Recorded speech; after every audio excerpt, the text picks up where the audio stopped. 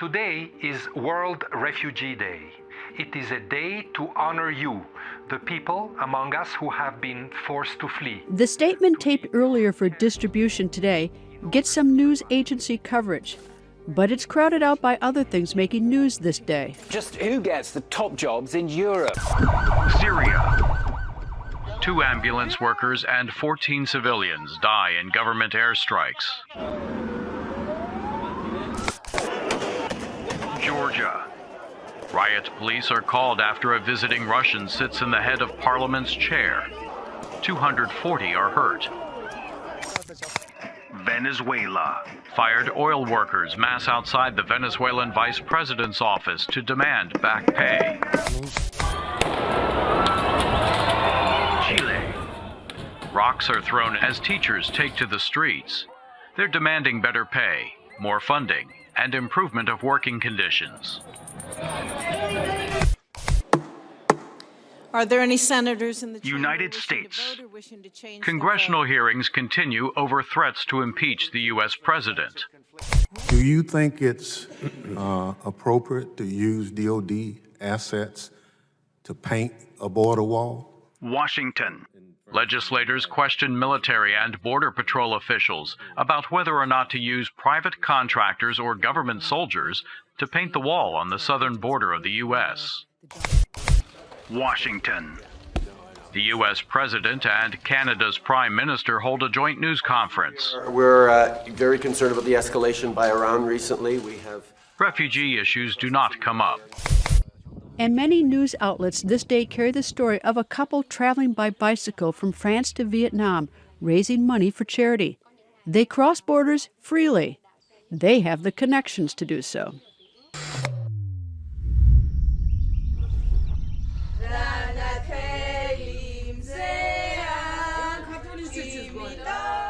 It's Tina Teen's 18th birthday today.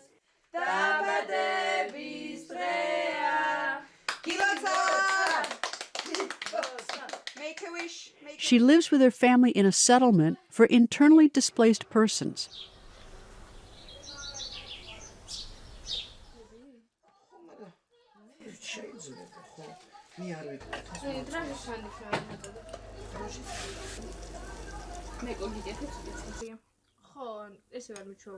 She and her family fled here in 2008 when Russian troops occupied their home village.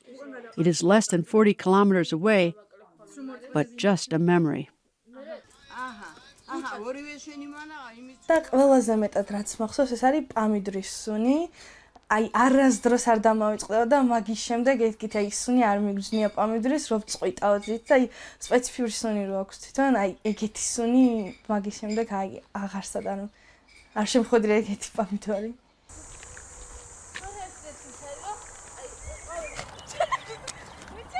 პირველ წლებთან განსხვავებით ეხლა როგორც ვარ წარუმატებაში არის ძალიან შეცვლილი.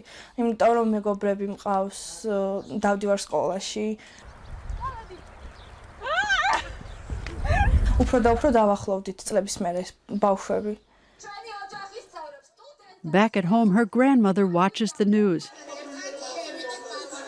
11 years later, tensions between Georgia and Russia are still high.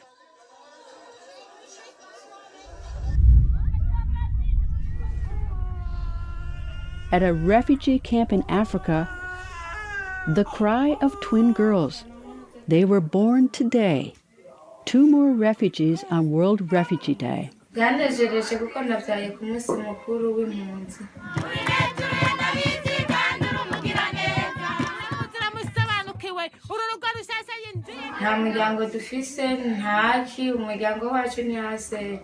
She fled after a failed coup. She now lives with neighbors. But with the babies, there's not enough space. She must move outside. She doesn't know how she will afford her twin babies. One of her biggest wishes for her and the girls? Soap.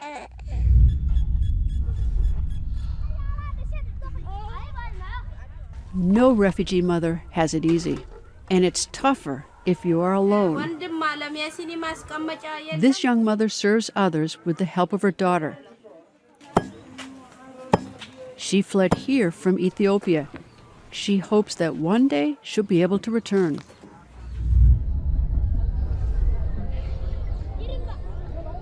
She was widowed in war. She fled across the border. The UNHCR taught her how to make charcoal. Selling it has given her a new life. J'ai commencé le travail là, j'ai oublié tout ce que j'ai vu à RCA. J'ai tout oublié ça. Je suis très fière, je suis très contente. She misses her home, but having a business has taken her mind off the camp and separation.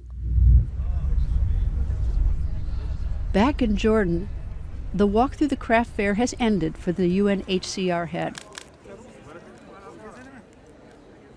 Next, a quick handshake with Amman's mayor. Then, a regional conference on refugee issues. Prevention means eliminating the causes that force them to flee in the first place.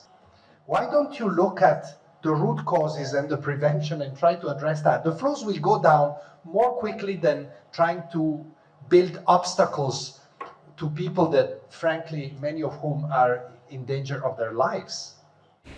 Next, on to a visit with UNHCR workers. With 16,000 people on the UNHCR staff, opportunities to brief the boss are scarce. There's a lot to cover, and his day is not over.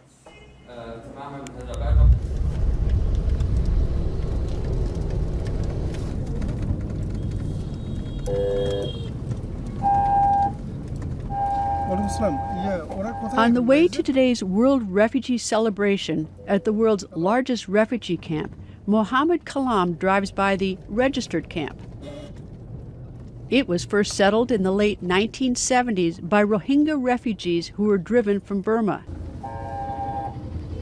Nearly 50 years later, a new, larger wave of Rohingya fleeing repression are under his care.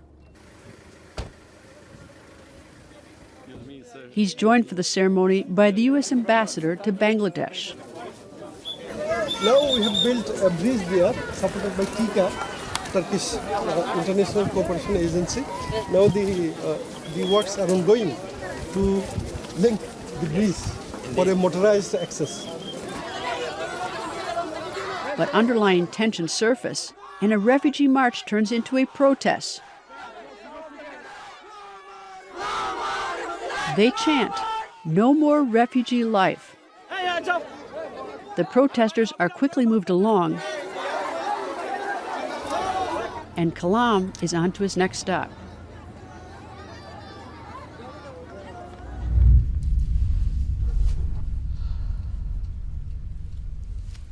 I'm ready. 13,500 kilometers away, a refugee from China makes a short drive to take his daughter to school. She practices the song she will be singing in class this day. This song has extra poignance. It's titled, "God Bless America."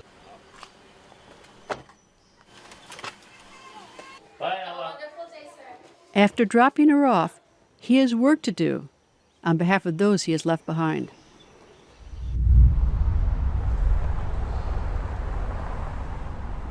More than 3,100 kilometers to the west, Border Patrol Officer George Gomez watches the border wall.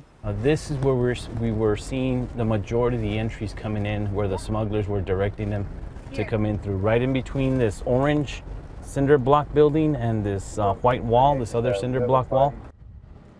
Many migrants don't wait for papers. You got anybody else down there? His job is to stop them. If you come in somewhere where it's not designated as a port of entry, you come in illegally, I have no discretion but to detain you, take you to the station, process you, what have you. But on World Refugee Day, he gets a pleasant surprise. This is something new that we had never seen before. The Mexican government have the National Guard actually out here on foot patrol, visible, I guess in an attempt to deter people from actually crossing in here in this sector.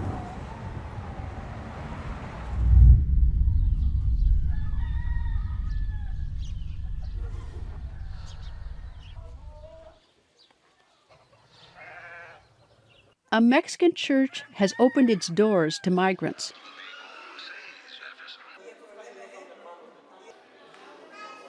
It's where Haitians waiting to get into the U.S. camp out and wait. Nothing special here marks World Refugee Day, but a sign on the front door indicates that there is a new policy today. It says, owing to the bad conduct of single Haitians, starting June 20th, only families are allowed. Yemis, 15 years old, wears a Haitian flag as a headscarf. She's been here for more than a month. She's waiting for her number to be called to have an interview with U.S. Immigration. Estamos esperando el número. Que primero te dan el número, ahí tú vas a tener que esperar que llegue el número que está en el papelito.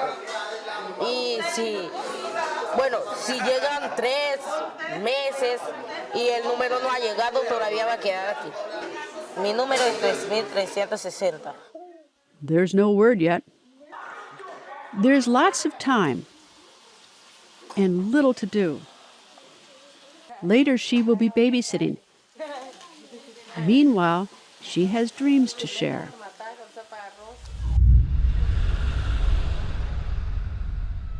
At the same moment in the U.S., music breaks the morning still. On the porch outside his apartment, Jay Abdo plays mournful music to remind him of home. His life here is very different from his life in Syria.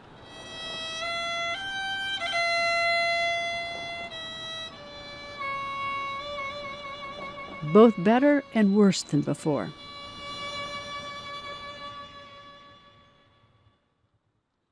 We have this, also the meeting with the casting director. You know, I have a meeting with the casting director. He's just become a citizen after years as a refugee. His wife is still a refugee. We do what we can. Yeah, at least we can. In Syria, he was a popular actor. You will be great at audition.